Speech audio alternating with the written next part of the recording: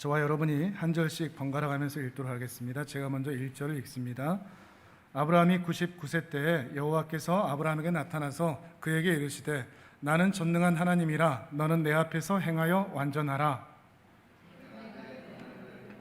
너 사이에 두어 너를 크게 번성하게 하리라 하시니 아브라함이 엎드렸더니 하나님이 또 그에게 말씀하여 이르시되 보라 내 언약이 너와 함께 있으니 너는 여러 민족의 아버지가 될지라. 이제 후로는 내 이름을 아브라함이라 하지 아니하고 아브라함이라 하리니 이는 내가 너를 여러 민족의 아버지가 되게 함이니라. 내가 너로 심히 번성하게 하리니 내가 내게서 민족들이 나게 하며 왕들이 내게로부터 나오리라. 내가 내 언약을 나와 너 및 내 대대 후손 사이에 세워서 영원한 언약을 삼고 너와 내 후손의 하나님이 되리라. 내가 너와 내 후손에게 내가 거류하는 이 땅 곧 가나안 온 땅을 주어 영원한 기업이 되게 하고 나는 그들의 하나님이 되리라. 아멘. 오늘 우리가 함께 살펴볼 창세기 17장의 말씀은 우리가 지난 시간에 살펴봤던 창세기 15장과 매우 긴밀하게 연결이 되어 있습니다. 마치 한 번 더 반복하는 듯이 말이죠. 우리가 지난 시간에 확인했듯이 이 15장에서는 아브라함이 여전히 두려워하고 하나님에 대하여 약속에 대해서 또 확신도 하지 못하고 의심하는 모습을 계속 보이고 있었습니다. 그런데 그럼에도 불구하고 하나님은 그 아브라함의 연약한 믿음에도 불구하고 아브라함을 계속 찾아오셔서 또다시 땅과 후손에 대해서 약속하시는 그 모습을 보여주셨죠.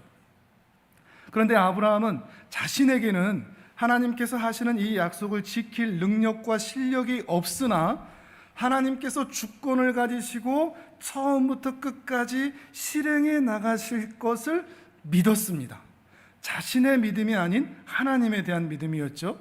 하나님께서는 바로 그 믿음, 하나님을 믿고 신뢰하는 바로 그 믿음을 보시고 의롭다라고 하시고 그가 바로 아브라함이 믿음의 조상이라고 불리는 것으로 하나님께서는 칭찬을 해주시는 모습을 함께 보았습니다.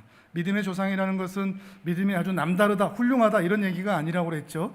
하나님의 은혜에 의하여 구원함을 받은 첫 번째 선두주자라는 의미로서 믿음의 조상이 바로 아브라함이라 하는 것입니다. 그런데 이런 멋진 장면이 있음에도 불구하고 바로 뒤에 오늘 우리가 살펴보지는 않았지만 창세기 16장을 보면 웬걸 또다시 아브라함이 믿음 없음의 모습을 보여주고 있습니다. 인간적인 방법, 여전히 자신의 가능성을 믿는 것, 자신도 무엇인가 할 수 있다. 하나님이 약속하신 것에 대해서 하나님은 하나님이 이루신다고 했는데 하나님이 약속하신 것에 대해서 내가 마치 그 약속을 이룰 수 있고 이루어야만 하는 것처럼, 그래서 그 언약이 이루어지지 않을 때 호들갑을 떨고 조급해지는 그런 모습이 바로 아브라함에게 나타나고 있는 것입니다. 자신의 아내 사라는 이미 태가 끊어졌습니다. 그래서 임신할 가능성, 그래서 아이를 낳을 가능성이 없게 되었습니다. 그런데 자신에게는 가능성이 있습니다. 자신은 아직 가능성이 있어서 어떻게든 하나님께서 나에게 은혜만 주시고 나에게 아들만 주신다고 하면 낳을 수 있게 되는 것이죠. 그래서 가능성이 있는 자신과 가능성이 없는 아내가 아닌 또 다른 가능성을 가진 사라의 아내 사라의 여종 하갈의 그 몸을 통해서 아들을 낳고자 하는 것입니다. 그가 바로 이스마엘인 것이죠. 이 사건은 아브라함이 여전히 하나님에 대한 신뢰가 없다라는 것을 보여줄 뿐만 아니라 여전히 자신에 대한 가능성을 가지고 있는, 자기 자신을 믿는 그런 믿음의 상태인 것을 우리에게 보여주고 있습니다. 아브라함이 하나님께 이렇게 아마 대답했을지 모르겠습니다. 보세요, 저도 아들 낳았잖아요. 하나님이 하라고 하신 거 제가 이렇게 저의 가능성을 믿고 저의 지혜를 가지고 이렇게 아들 낳았잖아요. 제 힘으로 할 수 있잖아요 라고 하는 바로 이것이 바로 가장 큰 문제가 되는 것입니다. 하나님이 하신다고 하실 때 하나님에 대한 100% 신뢰에 대한 믿음이 아니라 여전히 자신의 가능성, 자신의 지성, 자신의 판단, 자신의 경험을 가지고서 하나님의 약속을 자기 힘으로 이루어 보려고 하는 것, 그래서 나도 그 약속에 동참할 수 있고 참여자가 될 수 있다고 하는 것, 그걸 지난 시간에는 불순물이 끼어있는 믿음이라는 표현을 드렸었죠. 순전하게 하나님을 100% 믿는 믿음의 모습이 아닌 것을 이 16장에서도 15장에 그렇게 약속해 주셨고 의롭다 칭함을 받았음에도 불구하고 여전히 그 가운데 있는 모습을 아브라함에게서 볼 수 있는 겁니다. 그런데 그런 한편 아브라함이 참 못났다라는 것을 보여줌과 동시에 또 한편 또다시 창세기 16장의 이러한 실패를 통해서 아브라함은 믿음이 뭔지를 배워가고 있습니다. 이게 하나님의 기막히신 일하심입니다. 아브라함은 실패했는데 이 실패의 과정을 통해서 아브라함은 하나님이 어떤 분인지를 더 배워가고 하나님을 믿는다는 것이 무엇인지를 조금씩 본인도 알지 못하는 사이에 가랑비 옷 젖어 가듯이 그렇게 배워가고 체득해 가고 있다는 것을 또한 우리는 확인할 수 있다는 것입니다. 그런데 이제 17장으로 넘어왔습니다. 무려 13년이라는 시간이 지나왔습니다. 이제는 17장의 상황은 어떤 상황인가 하면 사라는 이미 가능성이 끊어졌다고 했지 않습니까? 절대 아이를 낳을 수 없는데 이제는 누구마저도 그 가능성이 끊어졌느냐? 아브라함마저도 그 가능성이 끊어졌습니다. 이게 더 이상 방법이 없는 거죠. 그러니까 아브라함과 사라는 그 마음에 결론을 내린 겁니다. 아, 약속의 자손은 이스마엘이구나 라는 결론을 이미 낸 것입니다. 하나님께서 또다시 우리에게 아들을 준다라는 그 약속을 생각하지도 못할 것입니다. 왜냐하면 이미 주셨고 우리는 이미 끝났으니까. 근데 이렇게 단정을 하고 있는 이 두 사람에게 하나님이 또다시 나타나셔서 아브라함과 사라를 통해서 약속의 자손을 주시겠다 하시는 겁니다. 아브라함의 반응이 어떨까요? 또 사라의 반응이 어떨까요? 찾아볼까요? 15절에서 18절까지를 같이 한번 읽어보도록 하겠습니다. 17장 15절에서 18절까지 같이 읽습니다. 시작. 하나님이 또 아브라함에게 이르시되 내 아내 사레는 이름을 사레라 하지 말고 사라라 하라. 내가 그에게 복을 주어 그가 내게 아들을 낳아주게 하며 내가 그에게 복을 주어 그를 여러 민족의 어머니가 되게 하리니 민족의 여러 왕이 그에게서 나리라. 아브라함이 엎드려 웃으며 마음속으로 이르되 100세 된 사람이 어찌 자식을 낳을까? 사라는 90세니 어찌 출산하리요? 하고 아브라함이 이에 하나님께 아뢰되 이스마엘이나 하나님 앞에 살기를 원하나이다. 아멘. 하나님께서 또다시 사라에게 그리고 아브라함에게 아들이 있을 것이라고 약속을 하신 것입니다. 그런데 이 말을 듣고서 아브라함이 웃었다 그렇습니다. 왜 웃었을까요? 아브라함이 왜 웃었을까요? 아, 정말 또 하나님이 주시려나 보다 이렇게 웃음이었을까요? 아니면 뭔 소리야? 뭐 하나님이 엉뚱한 소리를 하셔? 이런 헛웃음이었을까요? 해석이 좀 나누기는 합니다. 믿음의 웃음이었다 아니면 또 불신앙의 그런 웃음이었다라고 말하기도 하는데 제 나름대로 해석을 보면 이제는 자기 자신도 그렇고 자기 아내도 그렇고 이젠 가능성이 없단 말이죠. 가능성이 없다는 말은 이미 아브라함은 결론을 내린 겁니다. 아들 낳을 수 있다 없다? 없다. 근데 하나님이 계속 너 낳는다 그러니 입술로는 아멘 하는데 마음으로는 노멘 그러는 겁니다. 겉으로는 예 믿겠습니다 하지만 속으로는 믿을 수가 없고 결론을 내려서 우리에겐 가능성이 없어. 하나님이 또 이상한 소리 하시네 이렇게 생각하는 거죠. 제 예상이 맞느냐? 바로 17절과 18절의 말씀을 보시면 됩니다. 아이고 나 이제 100살인데 우리 아내는 90살인데 아이고 어떻게 아이를 하나님 별소리를 다 하신다. 그리고 뭐라고 얘기하죠? 이스마엘이나 하나님 앞에 잘 살게 해주십시오. 이미 아브라함은 결론을 내린 겁니다. 하나님이 뭐라고 말씀하셔도 자기 수준의 믿음으로 자기 수준의 지성과 또 인간의 경험과 확률적인 가능성 이런 것들을 종합해 봐서 하나님이 뭐라고 말씀하셔도 자기는 이미 결론을 내려놓고 믿지 않기로 한 것이죠. 그러나 겉으로는 믿는다라고 대답을 하는 겁니다. 우리 신앙에도 이런 게 자주 나타납니다. 하나님의 천지창조, 또 동정녀 탄생 같은 것들이죠. 겉으로는 예 믿습니다 하지만 우리 마음속은 어떻습니까? 여러분 정말로 믿으십니까? 정말로 그 일이 났다고 확신하십니까? 이런 성경에 나와 있는 지식만 아니라 우리 일상에서도 그렇습니다. 내가 살아가는 수준에서 불가능할 것이라고 내 지성과 판단과 과학과 경험과 상식과 이런 것들을 종합해서 불가능할 것이라고 결론이 나면 하나님이 뭐라고 말해도 내 귀에 들어오지가 않습니다. 우리가 결혼하고 10년, 20년이 되었는데 아이가 없는 것을 보니 뭐 내 인생에 아이가 있겠어? 내가 이렇게 몸이 안 좋은데 내가 다시 건강해질 수 있을까? 내 인생이 이렇게 힘든데 나 다시 행복해질 수 있을까? 내가 이렇게 기술도 없고 실력도 없고 능력도 없는데 나 취업할 수 있을까? 나 결혼이나 할 수 있을까? 나 잘 살 수 있을까?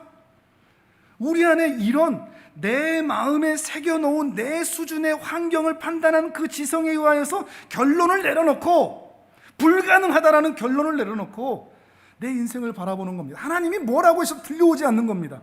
제가 이런 분들을 만나서 하나님에 대한 믿음, 하나님에 대한 일하심, 하나님의 그 일하심으로 인하여 미래에 대한 소망을 아무리 이야기를 해도 아브라함처럼 피식 웃습니다. 목사님, 제가 얼마나 힘든 줄 알아요? 제 인생이 얼마나 우여곡절이 많은 줄 알아요? 제가 행복할 수 있을 것 같아요. 목사님이 저를 바꿀 수 있을 것 같아요. 하나님이라도 저를 바꿀 수 있을 것 같아요. 이미 결론을 내버린 그 모습, 지금 아브라함의 이 모습이 바로 오늘 우리의 모습과 크게 다르지 않은 것입니다. 불가능해 보이는 현실에 의하여서 우리의 믿음과 인생이 지배당한 그런 모습이라고 하는 것입니다. 왜 이러는가 하면 자기 수준에서, 자기 판단에서, 자기 지성에 의하여서 이미 불가능할 것이라고 결론을 내려버렸기 때문입니다. 이런 모습은 하나님에 대한 불신앙 이전에 하나님이 어떤 분인지를 모르기 때문입니다. 하나님 알기를 자기 수준에서 알기 때문이죠. 마찬가지로 아브라함도 그렇습니다. 아브라함도 지금 하나님을 알기는 아는데 자기 수준에서 알 뿐입니다. 자기가 생각하는 신의 개념. 그러니 적어도 이 여호와 하나님은 아브라함이 생각하기에 그 가나안 땅에 존재하는 지역신 정도, 또는 우리 가문에 함께해주는 천사와 같은 수호신 정도, 그 정도로 알고 믿었을 뿐입니다. 그러니 천지를 창조하신 하나님의 능력, 이것을 믿을 리가 만무하죠. 왜냐하면 자신의 인생, 자신의 삶에 의하여서 자신은 이미 판단을 내려버렸으니까 불가능할 것이라고. 그러니 하나님의 능력을 믿지 못하는 거죠. 하나님을 알지 못하니 하나님의 능력도 믿지 못하고 그 하나님께서 우리 사람들을 얼마나 사랑하시는지 그 사랑도 헤아릴 수가 없는 것입니다. 자기 수준으로 하나님을 알 뿐이죠. 근데 더 놀라운 건 뭔지 아십니까?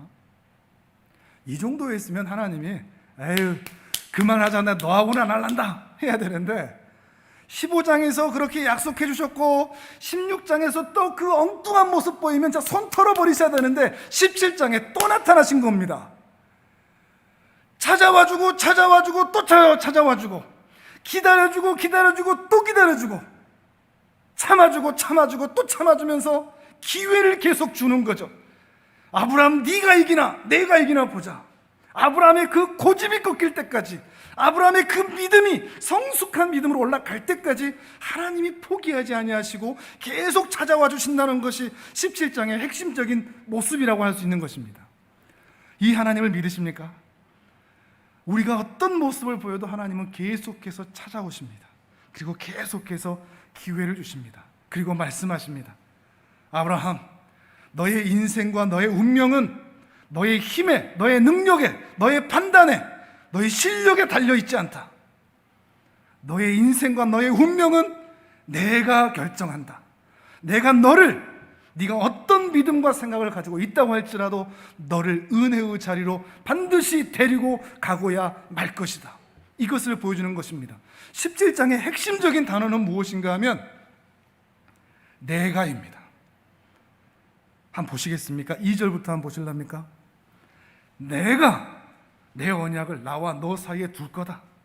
그래서 너를 크게 번성하게 만들 거다. 누가? 내가. 아브라함이 아니라 내가. 4절에서 보십시오. 보라, 내 언약이 너와 함께 있어서 너를 여러 민족의 아버지가 되게 할 것이다. 5절 후반부에도 내가 너를 여러 민족의 아버지가 되게 할 것이다. 6절에서도 내가 너로 심히 번성하게 할 것이고 내가 너에게서 민족들이 나오게 할 것이다. 왕들도 나오게 할 것이다. 7절에도 내가 내 언약을 세울 것이다. 8절에서도 내가 너의 후손들에게 땅을 줄 것이다. 영원한 기업이 되게 할 것이다. 내가 그들의 하나님이 될 것이다. 하나님이 하신다는 것을 지속적으로 말해주고 있는 것입니다. 여기서 아브라함은 여전히 의심하는 믿음입니다. 완성되지 않은 믿음입니다. 신뢰하지 않고 있습니다. 하나님만 바라보지 않고 여전히 자신의 가능성을 가지고 있는 그런 상황입니다. 그럼에도 불구하고 하나님께서는 강한 손과 편팔로 아브라함을 기어이 데리고 가시고야 말겠다고 약속하시는 것입니다. 그런 의미에서 1절의 말씀이 매우 중요합니다. 17장 1절을 같이 한번 읽어보실까요? 같이 읽습니다. 시작. 아브라함이 99세 때에 여호와께서 아브라함에게 나타나서 그에게 이르시되 나는 전능한 하나님이라 너는 내 앞에서 행하여 완전하라. 아멘.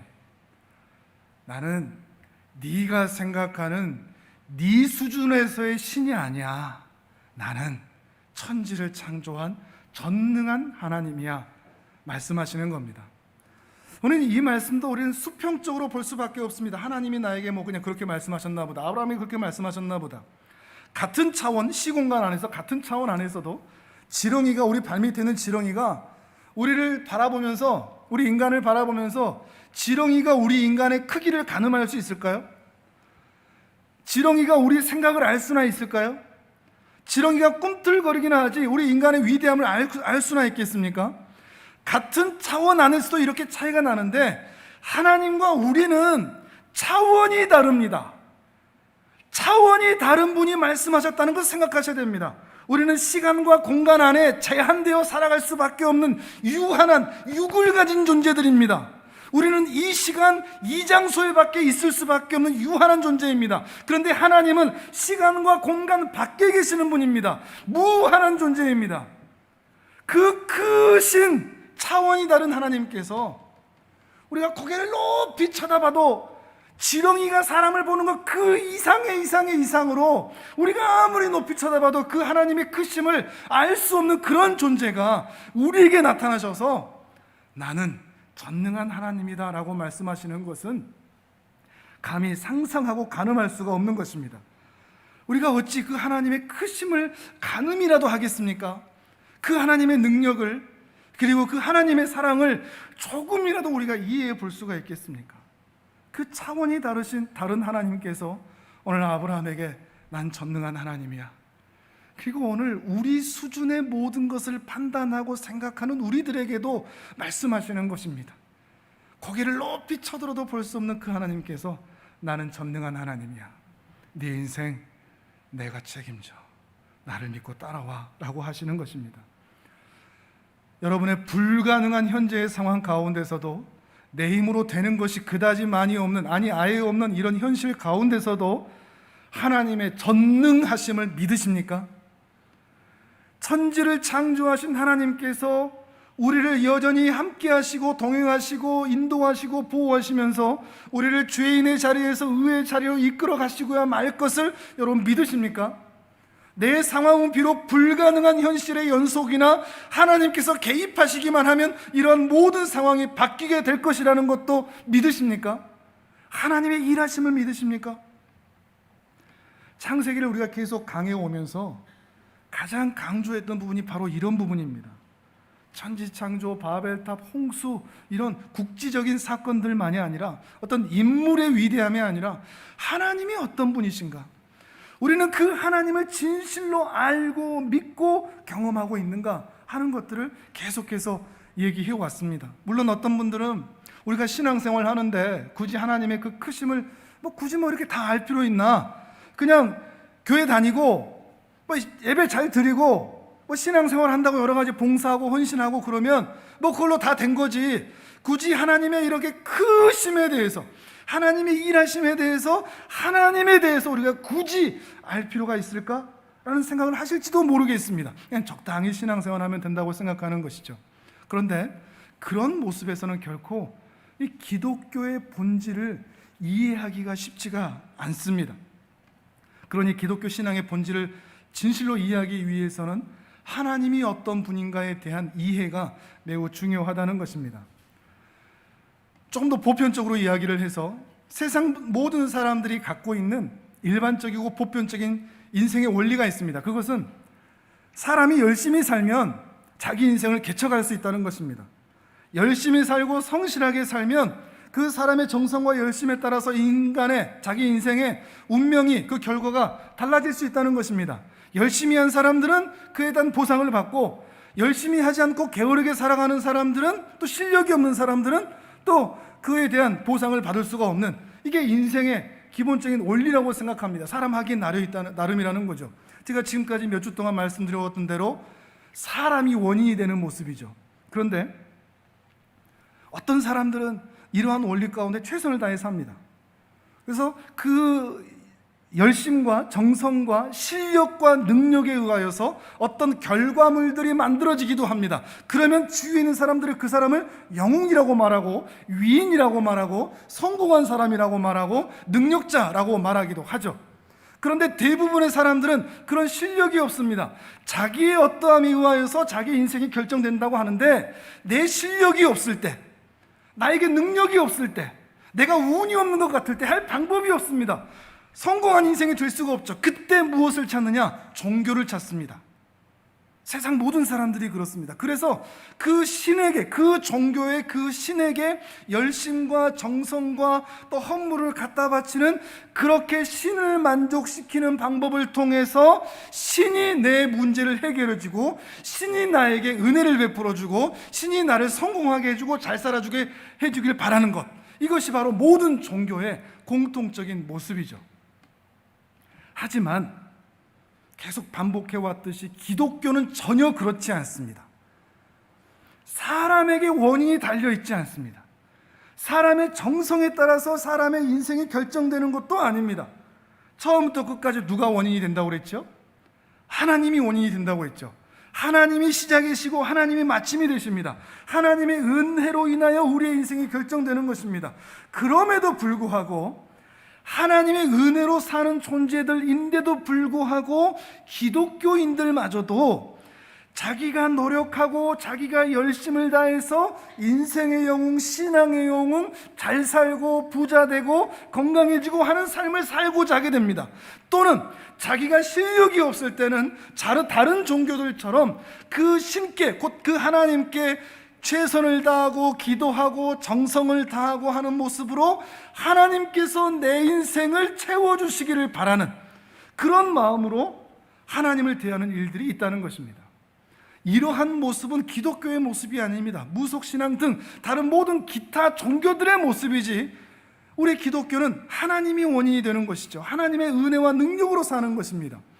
근데 이 은혜와 능력을 알지 못하니 우리가 흔히 하는 기도 중에 하나님께서 이 위기와 이 어려움을 넘어가게 해주시기만 한다면, 이 어려운 문제를 해결해 주시기만 한다면 이후로는 제가 열심히 잘하겠습니다.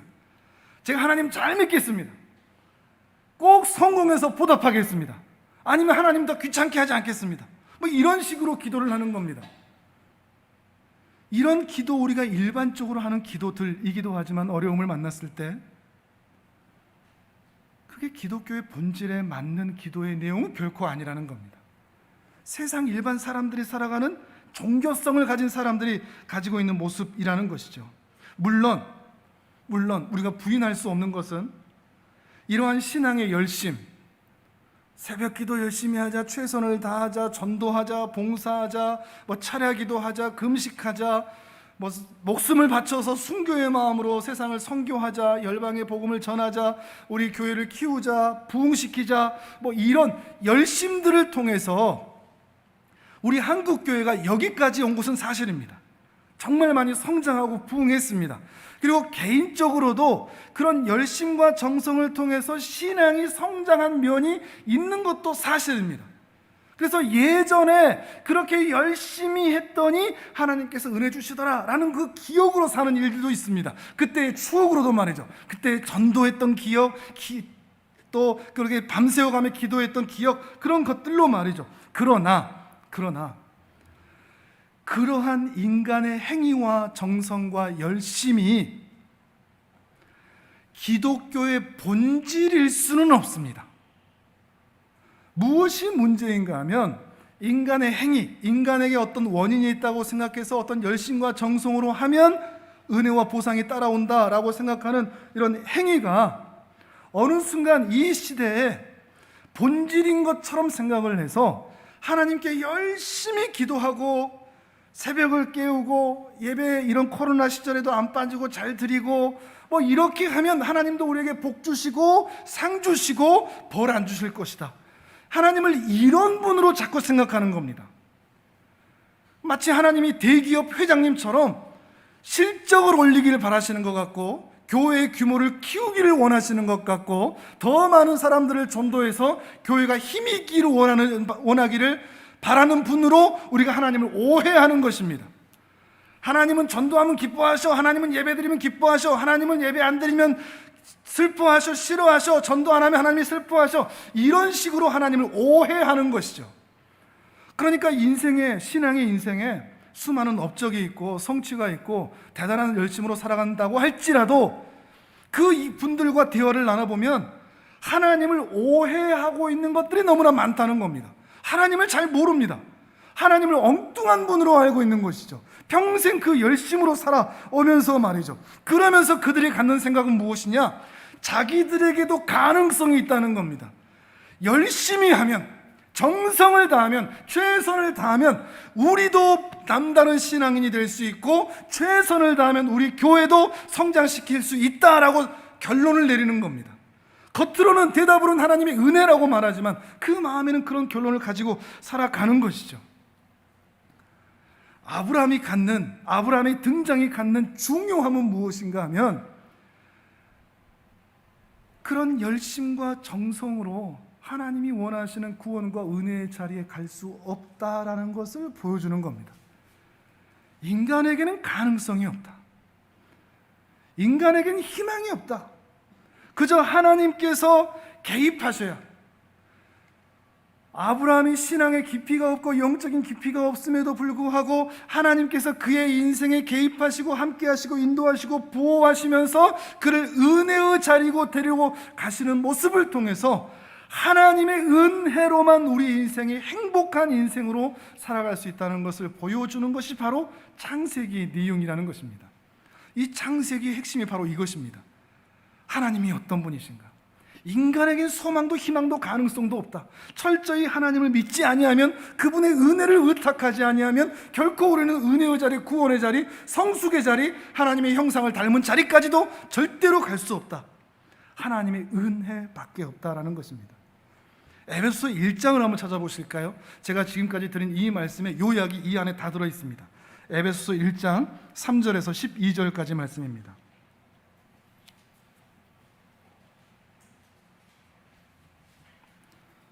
신약성경 310페이지쯤에 있습니다. 에베소서 1장 3절에서 12절입니다.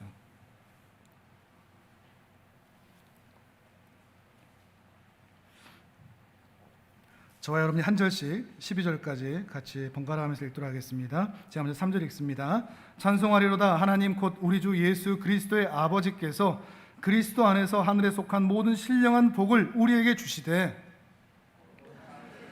그리스도 안에서 우리를 택하사 우리로 사랑 안에서 그 앞에 거룩하고 흠이 없게 하시려고 그 기쁘신 뜻대로 우리를 예정하사 예수 그리스도로 말미암아 자기의 아들들이 되게 하셨으니 이는 그가 사랑하시는 자 안에서 우리에게 거저 주시는 바 그의 은혜의 영광을 찬송하게 하려는 것이라. 우리는 그리스도 안에서 그의 은혜의 풍성함을 따라 그의 피로 말미암아 속량 곧 죄의 사함을 받았느니라. 그가 모든 지혜와 총명을 우리에게 넘치게 하사 그 뜻의 비밀을 우리에게 알리신 것이요 그의 기뻐하심을 따라 그리스도 안에서 때가 찬 경륜을 위하여 예정하신 것이니 하늘에 있는 것이나 땅에 있는 것이 다 그리스도 안에서 통일되게 하려 하심이라. 모든 일을 그의 뜻의 결정대로 일하시는 이의 계획을 따라 우리가 예정을 입어 그 안에서 기업이 되었으니 이는 우리가 그리스도 안에서 전부터 바라던 그의 영광의 찬송이 되게 하려 하심이라. 아멘. 성경에서 구원이 무엇인가 하는 것을 가장 잘 설명한 부분이 바로 이 에베소 1장의 이 부분의 말씀이 아닌가 싶습니다. 우리는 흔히 구원을 말할 때 우리의 열심과 정성을 말하고는 합니다. 잘 해야 된다는 거죠. 실력이 있어야 된다는 거죠. 그러나 이 에베소 1장에 의해서는 1장을 보면 우리 인간이 어떤 시작점과 출발점과 결론이 되지 않는다는 것을 분명히 하고 있습니다. 에베소서에서는 하나님께서 구원의 시작이시고 하나님의 뜻과 결과에 따라 구원이 결정된다고 분명히 말하고 있습니다. 하나님으로 시작해서 하나님으로 마치는 거죠. 하나님의 그 기뻐하신 뜻에 따라 우리를 예정하셨다는 것입니다. 그리고 그리스도 예수 안에서 이것을 이루셨다는 것입니다. 에베소 1장에 그리스도 예수 안에서 또는 그리스도 안에서 예수 안에서라는 단어가 많이 등장하는데 그 의미가 무엇인가 하면 하나님께서 그리스도를 통해서 이루셨다는 거죠. 그 말은 우리 인간의 어떤 열심과 정성과 나음과 괜찮음과 업적과 성취가 이 구원의 역사에 한 올락이라도 보탬이 되지 않는다는 의미를 얘기합니다. 오직 하나님께서 예수 그리스도를 통해서만 구원하셨다는 것이지 이 구원의 역사에 인간의 조금이라도 보탬이 되고 도움이 될 수 있는 부분이 전혀 없다는 것을 말하는 것입니다. 예수 그리스도께서 이루셨다는 것이죠. 그분의 그 기뻐하신 예정하신 그 뜻에 따라서 지난 시간에 그런 말씀을 드렸죠. 환자가 수술을 하는데 환자가 그 의사를 얼마나 믿냐는 환자의 믿음이 그 수술의 결과를 조금도 좌우하지 못합니다. 환자가 의사를 잘 믿으면 수술 결과가 좋고 환자가 의사를 못 믿으면 수술 결과가 안 좋냐? 그렇지 않습니다. 철저히 그 의사 선생님의 실력과 손에 달려 있을 뿐이죠. 마찬가지로 우리의 구원도 그렇습니다. 철저히 하나님의 은혜에 달려 있는 것이지 우리의 잘남이나 때로 우리의 사랑스러움이나 아니면 우리의 못남이나 우리의 연약함에 이 구원이 조금도 달려있지 않다는 것입니다. 하나님의 은혜로만 구원을 받는다는 것이죠. 자, 이 정도 말씀을 드렸으면 반드시 떠올라야 하는 질문이 있습니다. 그럼 우리는 뭐예요? 우리는 뭘 해야 되죠? 시체처럼 가만히 하나님이 뭔가 하시면 아무것도 하지 말고 그냥 가만히 차렷하고 하나님이 일하시는 거 보고만 있으면 됩니까? 우린 할 것이 아무것도 없을까요? 아무것도 했어도 안 될까요? 기독교 신앙에서 지금까지도 논란이 되고 있는 부분이 바로 이 부분입니다. 하나님의 주권과 하나님의 은혜를 제가 지금까지 말씀드려왔듯이 강조하면 할수록 반대편에 인간의 행위와 인간의 자유와 인간의 책임이 설 자리가 없기 때문입니다. 그렇게 보이는 거죠. 하나님이 다 하신다 그러면 우리는 뭐 할 게 없네로 결론이 나기 때문입니다. 그렇기 때문에 바로 이것 때문에 많은 사람들이 조롱을 하지 않습니까? 기독교는 살인죄를 지어도 마지막에 회개하면 다 용서해 준다며, 살인죄를 지어도 괜찮다며, 다 용서해 주니까 그냥 마음 놓고 죄 짓고 살다가 죽기 전에 회개하면 되는 거 아니야? 하나님이 책임지신다면 인간이 할 게 뭐가 있어? 신앙적으로 더 게을러지는 거 아니야? 이런 조롱의 말들이 함께 나타나는 것입니다. 자, 그런데 여러분 다시 한 번만 이 순서를 잘 기억해 보십시오. 하나님의 주권과 하나님의 은혜가 당연히 앞서서 가야 됩니다. 이게 전제 조건이 돼야 됩니다. 왜죠? 지금까지 쭉 설명해 왔듯이 우리 인간에게는 전혀 가능성이 없기 때문입니다. 우리는 우리 스스로 너무나 잘 알지 않습니까? 이 구멍마다 나오는 것들이 다 악한 것들이지 않습니까? 숨 쉴 때마다 나오는 게 다 악한 것들이지 않습니까? 우리는 괜찮은 척 보여도 우리 안에서 솟아나오는 것들은 모두가 다 악된 것들 뿐이지 않습니까? 우리 스스로 선을 만들어낼 수가 없습니다. 아무리 노력하고 결정해도 우리 스스로 선의 상태로 가서 우리가 구원을 얻을 수 있는 그 은혜의 자리까지 나갈 수가 없는 겁니다. 마치 구덩이에 깊이 빠져서 시궁창에 빠져서 살아나가려고 하는데 그 구덩이가 너무 높아서 좁아서 나갈 수가 없는 것처럼 아무리 벽을 짚고 올라서려고 해도 미끄러지는, 오히려 그러면 그럴수록 그 죄악의 냄새가 우리를 더 집어삼키고 있는, 그런데 방법이 없는, 그러니까 외부에서 누군가 도와주지 않으면 안 된다는 것입니다. 하나님이 이걸 너무나 잘 아시는 거죠. 그러니 하나님의 주권, 하나님의 은혜, 하나님의 일하심, 하나님의 그 사랑하심, 하나님의 그 긍휼히 여기심이 반드시 필요한 겁니다. 그게 아니면 우리는 살 수 있는 방법이 없기 때문이죠. 하나님의 은혜 외에는 우리가 은혜의 자리로 나갈 수가 없는 것입니다. 그런데 그리스도 예수를 통해서 하나님께서 우리를 구원하셨답니다. 얼마나 감사한 일입니까? 그런데 하나님은 더 기막힌 분이십니다.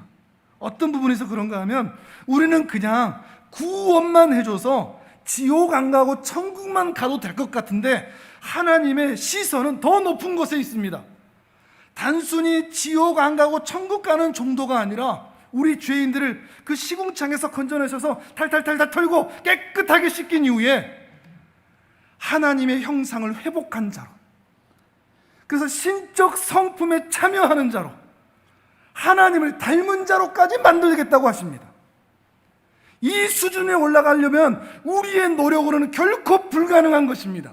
그러니 우리의 여기 자리에는 인간의 행위가 끼어들 수가 없는 거죠. 아니, 끼어들면 우리 스스로 뭔가 하려고 하면 구원의 은혜는 고사하고 이 영광스러운 하나님을 닮은 이 자리까지 올라갈 수가 없는 것입니다.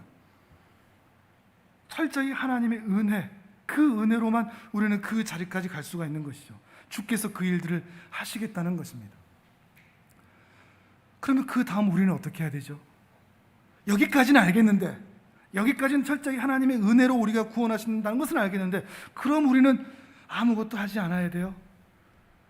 하나님의 요구사항을 보셔야 됩니다. 하나님께서 우리에게 뭔가 하라고는 하십니다. 근데 그 하라고 하는 게 우리 인간의 행위와 열심이라는 게, 내가 너한테 이렇게 시궁창에 건져주고 사람 되게 만들어 줬으니 너도 빚 갚듯이 너도 이렇게 해, 이런 요구가 아닙니다. 책임이 아닙니다.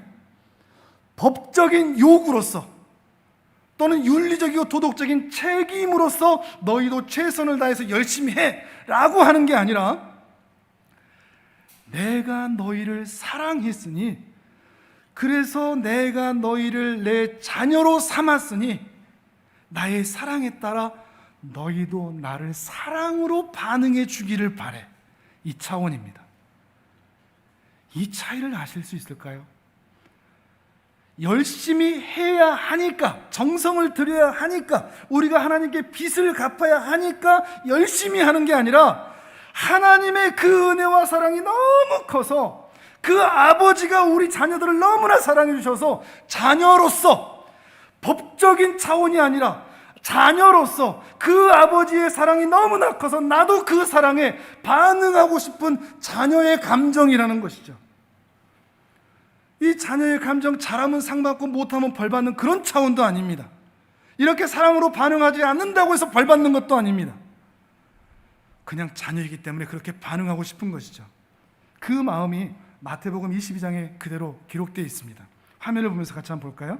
마태복음 22장 37절에서 40절까지의 말씀입니다. 예수님의 마음을 생각하시면서 같이 한번 읽어보십시오. 그럼 다르게 느껴질 수 있습니다. 같이 읽습니다. 시작.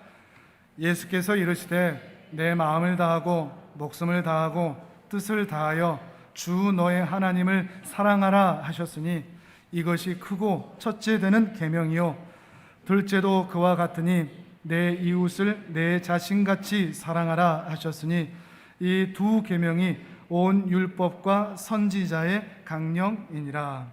아멘. 물론 이렇게 사랑으로 반응하라는 것도 어떤 요구가 될 수 있고 책임이 될 수도 있겠습니다. 그러나 말씀드렸듯이 여기는 법적인 책임이 따르지 않습니다. 이 사랑을 못한다고 해도 하나님이 우리를 책망하지 않습니다. 부모는 자식을 혼내지 않습니다. 잘해도 이쁘지만 못해도 이쁜 겁니다. 뭘 해도 사랑스러운 겁니다. 그래서 부모가 자녀를 너무나 사랑합니다. 완전한 사랑이라는 전제 가운데, 근데 그 부모의 사랑을 받은 자녀는 그 부모에게 어떻게 하겠습니까? 진심으로 부모가 나를 사랑한다고 아는 것을 아는 자녀라면 자신도 진심으로 그 부모를 대할 수밖에 없는 거죠. 우리가 하나님을 사랑한다는 것은 사랑해야 되니까, 이것저것 지키라고 하니까, 열심 내라고 하니까, 정성 내라고 하니까 어떤 율법적인 요구에 의해서 우리를 사랑하라고 말씀하신 게 전혀 아닙니다. 하나님의 그 사랑이 너무나 크기 때문에, 그 부모의 사랑이 너무나 크고 감사해서 자녀도 그 사랑에 반응하며 존경하며 공경하며 자신도 애착을 가지며 자신도 정성을 기울이려고 하는 그 자녀의 마음이 당연하듯이 우리도 그 하나님을 너무나 사랑하고 싶은 마음이 솟아올라온다는 것입니다. 하나님과 우리가 사랑의 자녀로, 사랑의 관계로 묶이는 것이죠. 하나님이 우리를 너무나 사랑하시기 때문에 나도 하나님을 사랑하지 않을 수가 없는, 하나님을 더 사랑하고 싶은 그런 반응으로서의 열심과 정성과 최선을 다함과 그런 기도의 모습이, 예배의 모습이 우리에게서 나타난다는 것입니다. 근데 우리에게 고민이 있습니다. 이렇게 하나님과 우리가 사랑의 자녀로, 가족으로 묶였다면 우리 신앙이 이렇게 고달픈 이유가 뭘까요? 하나님이 우리를 그렇게 사랑하신다는데 우리 인생이 고달픈 이유가 뭘까요? 아까도 말씀드렸죠. 하나님은 우리를 구원하고 은혜의 자리에 딱 앉혀놓는 것으로 만족하는 분이 아니십니다. 가장 좋은 것을 우리에게 주고 싶어 하시는데 그 가장 좋은 게 우리가 생각하는 가장 좋은 게 그게 아닙니다. 돈, 건강, 성공, 행복, 잘 나가는 거, 우린 이건데 하나님이 생각하실 때 가장 좋은 거를 주고 싶어 하시는데 그 가장 좋은 건 뭐냐? 우리가 하나님을 닮은 겁니다. 하나님의 형상을 회복하고 하나님의 성품을 우리가 갖는 겁니다. 그래서 우리를 시궁창에서 꺼내서 더 이상 시궁창으로 달려 들어가지 아니하도록 전혀 다른 삶의 거룩한 삶, 정결한 삶으로의 변화를 우리에게 요구하십니다. 근데 바로 그것 때문에 우리가 힘든 겁니다. 우리의 본성은 시궁창으로 다시 돌아가고 싶거든요. 돼지처럼 아무리 씻겨놔도 다시 그 시궁창에 몸을 디비는 것처럼 우리의 죄된 본성은 죄를 향해 나아갑니다. 세상을 향해 나아갑니다. 우리가 하나님을 알기 전에는 세상에 푹 빠져 살다가 이제 하나님을 만나고 나서 그 전에 알던 돈, 쾌락, 향락, 재미, 술, 담배, 성, 이런 즐거움, 이런 것들이 이제 좀 멀어지기 시작합니다. 가까이 하면 안 될 것 같습니다. 그런데 어쩌다가 한번 술 한 모금 했는데, 어쩌다가 한번 세상에 좀 재밌게 놀았는데, 근데 그 한 번이 너무 괴로운 겁니다. 마치 하나님이 나를 다 보고 계시는 것 같고 엄청난 죄를 지은 것 같고 내 구원도 취소될 것 같고, 그 고달픔이 우리 안에 있는 겁니다. 그전에는, 예수 믿기 전에는 말도 막 하고 살았는데, 험담하고 음담패설하고 욕하고 분노하고 했는데, 그냥 예수 믿고 나서는 운전하다가 누가 살짝 끼어들어서 욱 하는 그 말 한마디 했는데 그 말 한마디 때문에 하루 종일 괴로운 겁니다. 하나님이 나를 싫어하실까 미워하실까? 이 고달픔이 있는 겁니다. 그전에는 누가 보거나 안 보거나 사람들을 볼 때만 최선을 다했는데 이제 예수 믿고 나서는 사람들이 보거나 안 보거나 이게 하나님이 보고 계시니까 농땡이를 칠 수가 없습니다. 어느 때나 정직하게 됩니다. 어느 때나 최선을 다하게 됩니다. 근데 그것도 힘듭니다. 차라리 예수 안 믿고 그냥 살 때가 더 낫다라는 생각을 할 때도 있습니다. 하나님은 우리에게 이런 마음을 주시거든요. 변화된 삶으로의, 그런데 이런 죄된 본성을 씻겨내고 버리고 하는 과정 가운데 우리 마음의 영적인 전쟁이 끊임없이 일어나는 것입니다. 그런데 문제는 다시 그 전으로, 에이 모르겠다 난 내 마음대로 살자라고 하는 그 전으로 더 이상 돌아갈 수는 없습니다. 왜냐하면 하나님의 품으로 들어와서 시궁창에서 탈탈탈 벗겨서 깨끗하게 씻겨진 그 몸의 상태를 버릴 수가 없거든요. 다시는 이 시궁창으로 들어가고 싶지는 않은 겁니다. 본성은 그리 가려고 하는데 이제 나는 더 이상 깨끗하게 되었으니 그 전으로 돌아갈 수는 없는 겁니다. 더 나아가서 나를 이렇게 구원해 주신 하나님의 사랑 때문에 다시 이전으로 돌아갈 수는 없는 겁니다. 지금이 너무 좋은 겁니다. 이 정결한 삶, 이 거룩한 삶, 부자 되지 않아도, 잘 나가지 않아도, 잘 살지 않아도 하나님의 은혜로 인하여 이 마음이, 이 가슴이 감사와 기쁨이 솟아나는 이 시간이 너무나 좋기 때문입니다. 하나님의 은혜를 아는 자는 이러한 변화의 자리로 나아가고자 하는 겁니다.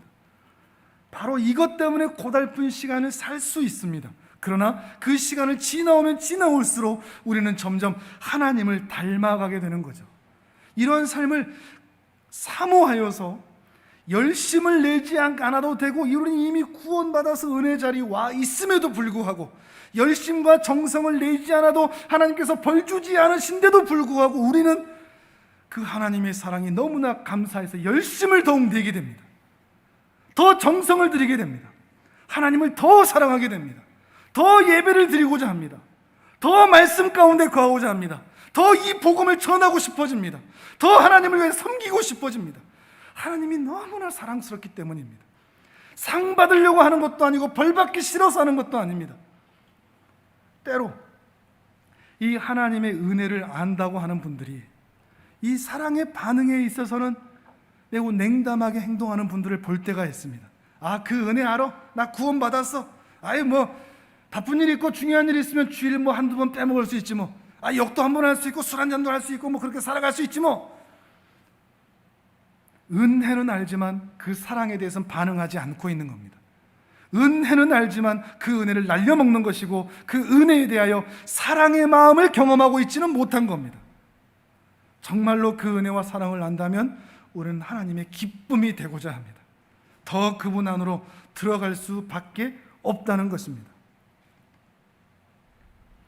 이것이 우리 인간의 책임이며 또 우리 인간의 반응이라 할 것입니다.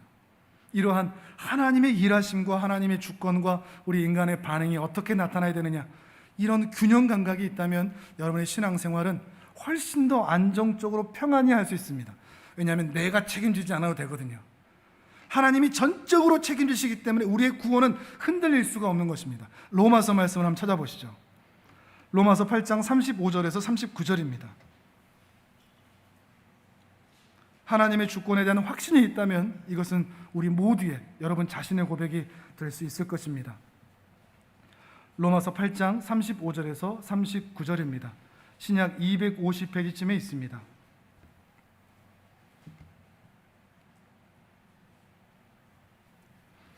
(35절) 39절까지 우리 같이 읽어봅니다. 시작. 누가 우리를 그리스도의 사랑에서 끊으리요? 환난이나 곤고나 박해나 기근이나 적신이나 위험이나 가리랴. 기록된 바 우리가 종일 주를 위하여 죽임을 당하게 되며 도살 당할 양같이 여김을 받았나이다 함과 같으니라. 그러나 이 모든 일에 우리를 사랑하시는 이로 말미암아 우리가 넉넉히 이기느니라. 내가 확신하노니 사망이나 생명이나 천사들이나 권세자들이나 현재 일이나 장래 일이나 능력이나 높음이나 깊음이나 다른 어떤 피조물이라도 우리를 우리 주 그리스도 예수 안에 있는 하나님의 사랑에서 끊을 수 없으리라. 아멘. 아멘. 처음부터 끝까지 하나님께서 하시기 때문에 우리의 구원은 절대 취소될 수 없습니다. 우리의 행복도 끊어질 수 없습니다. 그 누구도 우리를 방해할 수 없습니다. 때로 우리가 아브라함처럼 실수하고 실패할지라도 그때마다 난 정말 불가능한 사람이야, 나 같은 사람도 구원하실까? 이런 말씀하실 필요가 없습니다. 그런 일은 일어날 수가 없으니까요. 나 자신에 대해서 실망해서, 너무나 실망해서 하나님 앞에 기도하면서 하나님, 저는 아무래도 안 될 것 같아요. 하늘나라의 그 생명책에서 제 이름 그냥 빼주세요. 저 그냥 제 이름 지워주세요. 이러실 수 없습니다. 하나님이 그럴 때 유명한 사자성어를 우리에게 말씀하실 겁니다. 낙장불입. 화투 치시는 분만 좀 아실 텐데 한번 그 패를 내놓았으면 다시 들여보낼 수가 없죠. 하나님께서 우리를 구원하셨다고 약속하셨으면 우리의 모습이 어떠하든지 우리의 구원은 절대 취소될 수 없습니다. 우리가 못났으면, 우리가 실패했으면 아브라함에게 또 찾아오셨듯이 하나님 우리에게 또 찾아오실 것입니다. 그래서 기회를 또 주십니다. 이 못난 놈 때리시긴 할 수도 있겠지만 그럼에도 기회를 또 주시고 또 참아주시고 또 실패해도 또 찾아와 주셔서 또 우리를 기다려주시고, 그분이 우리 하나님이십니다. 이 하나님이 우리 하나님이시라면, 끝까지 사랑해 주시는 이 하나님이 바로 우리 하나님이시라면, 그 하나님이 찾아오셔서 우리를 위로해 주시는 그 하나님이시라면, 우리는 우리의 처한 현실 때문에, 불가능으로 가득해 보이는 이 현실 때문에 우리는 좌절할 필요가 없습니다. 불가능한 현실에, 여러분의 상황에서 결론을 내리지 마시길 바랍니다. 난 안 돼, 난 실패할 거야, 난 안 될 거야, 난 가능성이 없어. 바로 그 자리에서 하나님께서 일하실 줄을 믿습니다. 찾아오시고 일하시고 만나시고 역사하시고 위로하시고 또 참아주시고 기다려주시면서 또 우리 눈물을 씻겨주시면서 영원히 우리와 동행하시며 반드시 우리가 도착해야 할 소망의 항구까지 우리를 데리고 가시고야 말 것입니다. 이 사랑의 하나님을 기억하시면서 기쁨으로 이 한 주를 승리하며 살아내시는 귀한 하나님의 사람들 되시기를 주님의 이름으로 축복합니다. 아멘.